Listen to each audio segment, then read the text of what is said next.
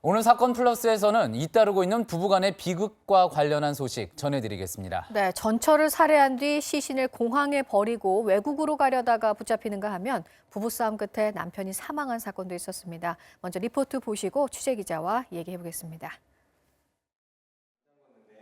인적이 없는 새벽 4시. 남성이 이불 더미를 끌고 오피스텔 계단을 내려옵니다.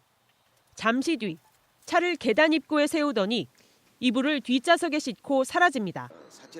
49살 박모 씨가 전 부인 34살 정모 씨를 살해하고 시신을 차에 실어 도주한 겁니다. 범행 이유는 빌린 돈 때문이었습니다. 사업자금 1억 8천만 원 상당을 갚지 않는 이유로 평소 다툼이 자주 있었고요. 돈을 갚으라고 독촉을 받자 이에 격분해서 이 범행을 한 것으로.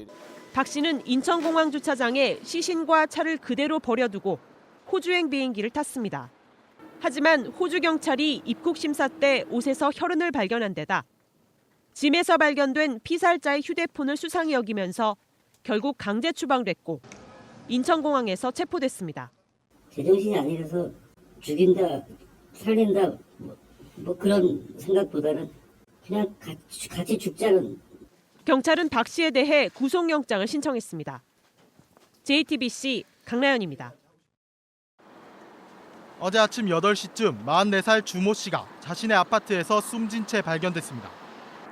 주 씨는 약 1시간 넘게 부인 이모 씨와 다툼을 벌이다 흉기에 복부를 찔려 사망한 것으로 알려졌습니다. 함께 집에 있던 6살 아들이 엄마와 아빠가 싸우는데 피가 난다며 경찰에 신고했습니다. 경찰이 출동했을 때 부인 이 씨는 정신이 혼미해 쓰러진 상태였습니다. 주 씨가 부부싸움을 하다 홧김에 자해를 한 것인지 부인이 주 씨를 살해한 것인지는 아직 밝혀지지 않았습니다. 그분들 저기 지금 듣기로는 상당히 우애 있고 상당히 좋은 그런 부부라고 얘기 들었는데. 경찰은 오늘 시신을 부검하는 한편 부인 이 씨가 회복하는 대로 조사해 정확한 사건 경위를 밝힐 예정입니다. JTBC 윤정은입니다. 예, 사건 취재한 사회부 윤정민 기자 나와 있습니다. 윤 기자, 이 부부 사이에 일어난 일이라고 참 믿기 힘든 일들인데 네. 이런 일이 벌어진 이유가 뭡니까? 네, 두 사건 모두 부부 사이의 다툼이 발단이 돼서 결국 죽음으로까지 이어진 겁니다. 먼저 사건에 등장하는 인물들이 어떤 상황에 처해 있는지부터 알아봤는데요. 네. 경기도 분당에서 부인을 살해하고 해외로 도피한 사건의 경우 피의자인 남편 박 씨와 사망한 부인 정 씨는 지난해 법적으로 이혼했지만 얼마 후 다시 동거를 시작해 사실상 부부나 다름없었습니다. 네. 하지만 박 씨가 수차례 사업에서 실패해 부인에게도 1억 8천여만 원을 빌렸었고 이 때문에 전부터 여러 차례 다툼이 있었다고 합니다. 돈 때문에 다툼이 있었던 거군요. 네. 예. 그런데 인천에서 벌어진 다른 사건은 2명의 아이가 있는 평범한 결혼 생활을 하던 부부였습니다. 인천에서 벌어진 사건은 이 남편이 배에 이제 칼을 해가지고 찔려가지고 숨진 사건 말하는 거죠? 네, 그렇습니다. 이 부부의 경우 남편이 사망하기 직전 부부 사이에 심한 다툼이 있었던 것으로 알려졌는데요. 현재 부인이 병원에 입원해 있어 본격적인 경찰 조사가 이뤄지진 않은 상황입니다. 다만 주변 사람들 말을 들어보면 이 부부의 경우 특별히 생활고를 겪지는 않았던 것으로 알려졌습니다. 네. 그런데 이 아내를 살해하고 외국으로 가려던 남성은 이제 호주로 가려고 했다고 하더라고요. 근데 어떻게 중간에 범행이 알려져서 한국으로 다시 돌아오게 된 건가요? 네, 체포 과정이 정말 특이한데요. 네. 화면 보면서 설명드리겠습니다. 예.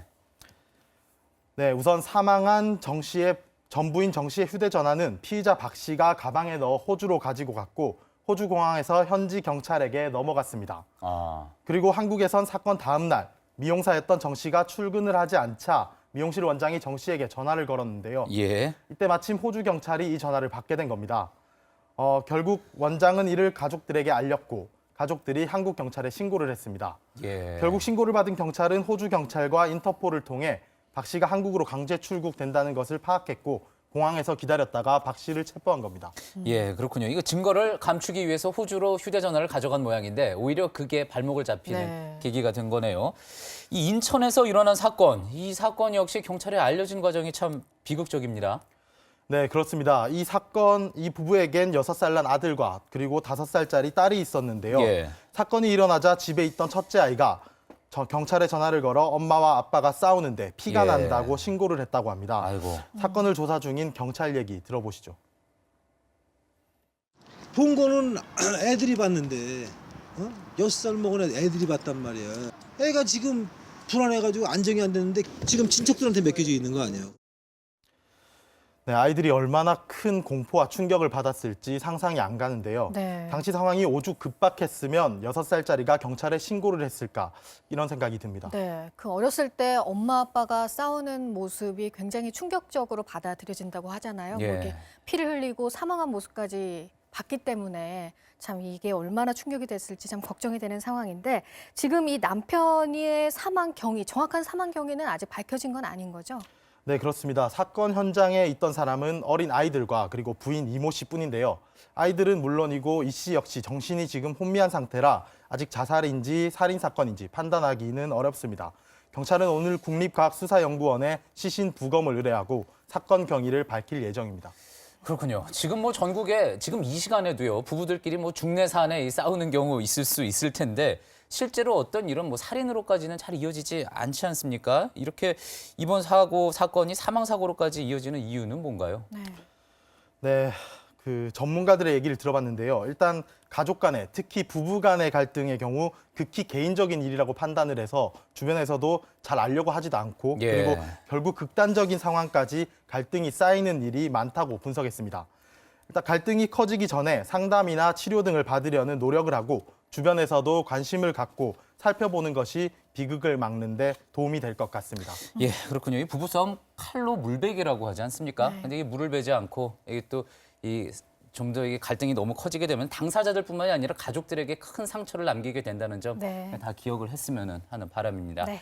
지금까지 사회부의 윤정민 기자였습니다. 수고 많았습니다.